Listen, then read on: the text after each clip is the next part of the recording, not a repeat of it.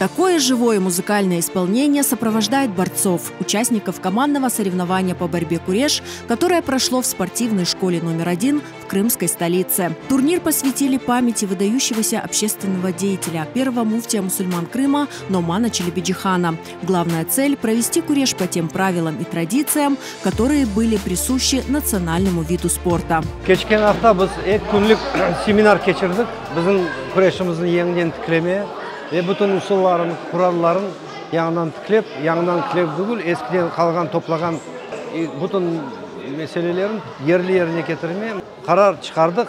Bu seminerin bekitmek için burada alırgan kurallar, kanunlar, onların canlandırmak için bugün geçiremiz yarışlar. Bu yarışlarda seminarda katılgan trenerler imtihan verirler.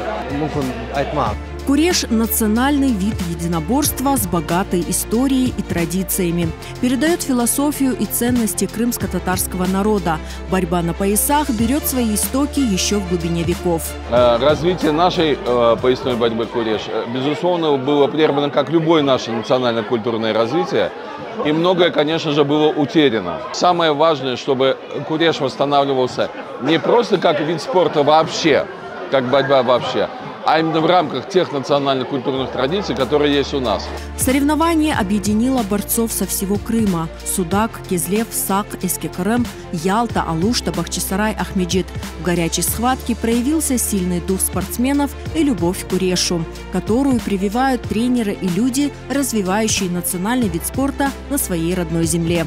Прежде всего я воспитываю личность, чтобы был хорошим человеком, а потом уже хорошим спортсменом, прививая любовь к этому виду спорта. Куреш – это наше наследие, мы стараемся развивать этот вид спорта. Хотелось бы сказать по правилам, два броска делает борец, он побеждает схватку.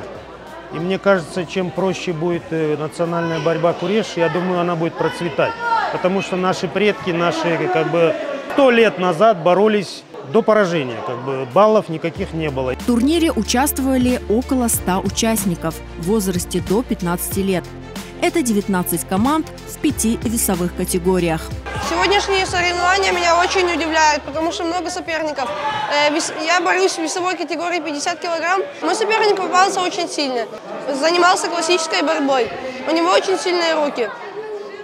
Соперник достойный. Я подумал, что уже проиграю, но оказалось все наоборот. Я волновался. Я думал, что соперник сильный. Уже хват брал, уже думал, уже все, лягу. Ну, так получилось, уже все. По воле Аллаха выиграл.